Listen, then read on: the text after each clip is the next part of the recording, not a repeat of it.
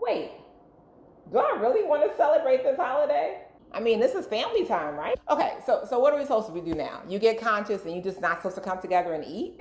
Aw, hell no. This can't be right. Hey, it's Shelly and you're watching The Mindful Plate. Today's video is going to be a little different because instead of being recipe focused, we are going to be talking about my favorite food holiday, Thanksgiving, and how to decolonize it. Hey, I'm your host, Shelly Wellness. I'm on this journey to elevate our consciousness around food, and I invite you to join me. On this channel, I'll share recipes created with mindfulness, rooted in wellness. Welcome to The Mindful Plate. Now, you may be on the fence about celebrating Thanksgiving this year, especially if you've come into a deeper understanding of the history surrounding this holiday we call Thanksgiving. When I first found out about the violent history of European colonizers who tortured, maimed, raped, and killed indigenous women, children, and men in conquest of their lands, I was horrified. And as a result of the European colonizers' barbaric thoughts, behaviors, and actions, entire indigenous and native civilizations were destroyed, if not almost decimated.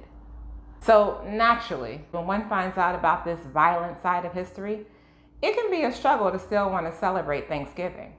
You see, Thanksgiving was my absolute favorite holiday. Why? I loved coming together with my family and eating and cooking and menu planning and all the things. You didn't have to convince me that it was not a great idea to not come together and eat rich, delicious, carby sides, juicy cuts of meat, a whole spread of desserts. I'm talking the sweet potato pie, the red velvet cake, the banana pudding, the Jamaican fruit cake, the heart bread pudding. I mean, all of it. Come on. Like, why would I need to be convinced to come together to do that? That's how it was sold to me. So I was in year after year after year after year. However, learning about the historical atrocity of European colonizers killing indigenous people, taking their lands, and destroying entire communities, made me start thinking differently about this holiday. And you know, once you get conscious to a thing, you start to see other little trends. So something else I noticed was how specific foods are marketed and sold exclusively for holidays. Thanksgiving in particular heavily sells the idea that no Thanksgiving spread is complete without a turkey or ham. So that idea supports a meat industry that intentionally breeds turkeys and pigs for slaughter and then sale for Thanksgiving. And then I started noticing that gluttony is always encouraged. It's one of those subtle ideas that are marketed and messaged to us as a way to get through the holidays. Eat as much as you can, fill your plate, get seconds, get thirds. And this is a little troubling in a world where hunger is a real issue, where we have enough food, but our food distribution system and our food policies don't allow all that food to trickle down. That's a whole other video.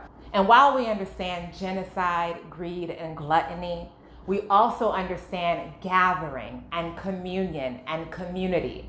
And it's with these three principles that we begin to decolonize Thanksgiving. Let's get into the first one. The first consideration to decolonize Thanksgiving is the gathering. This is where you bring your folks together. And before you break bread, you spend some time honoring your own heritage and the native heritage of the land you currently live on. Remember, every land has a history, and you may have to go beyond the U.S. history book to get the full story. So you can start with the native land map.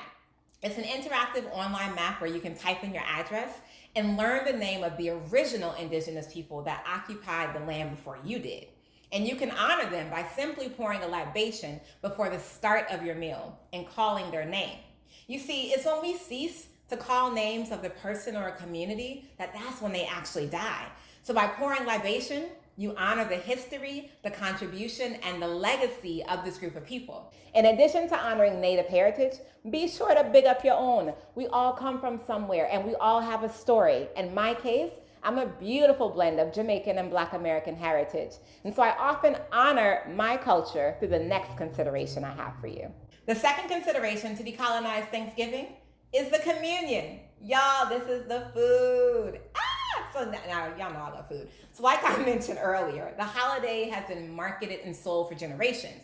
As a result, we have a thing called Thanksgiving food, like turkey and cranberry sauce and stuffing. Now, I'm not saying get rid of it, But I am saying challenge it belonging at your table. And the way to do that is to decolonize the menu. And instead of communing over food that's going to give you the itis or a food coma, focus on food that nourishes and vitalizes. Focus on your local harvest. And you can start by looking at your own culture and integrating foods from there. For example, mashed potatoes is one of those Thanksgiving foods. Well, my mom and I would always remix this, and we do mashed yellow yam, which is a potent, life-giving Jamaican root vegetable. If you don't know about yellow yam, ask Usain Bolt. This is an opportunity to reconsider your favorite recipes and cook them in the ways that are nourishing to you.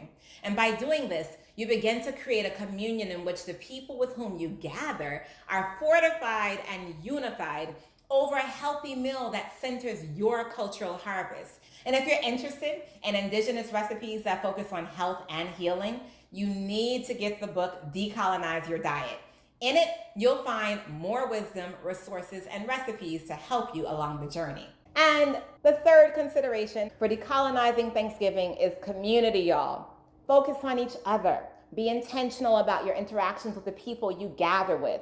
Let me tell you, centering joy, love, and gratitude is an act of resistance in a world where the colonizer's story was meant to break you down, your culture, and break down your humanity. So wherever you find yourself this Thanksgiving, remember that you are a representation of survival. You are part of a community that is resilient and forward moving, and you are evidence of the determination to thrive. You belong here. Decolonize your Thanksgiving. If you want some ideas on dishes that you can cook this Thanksgiving, I have my sweet potato bread pudding, my vegan mac and cheese, my corn jalapeno fritters, and my autumn harvest kale salad with butternut squash, pomegranate, avocado, and an apple cider Dijon dressing. With that being said, I wish you all a glorious gathering, a divine communion, and I pray that you find yourself in community with those you love and they love you back. If you like the video, please like it. Subscribe to our newsletter. The link is in the description below. Liberate your plates.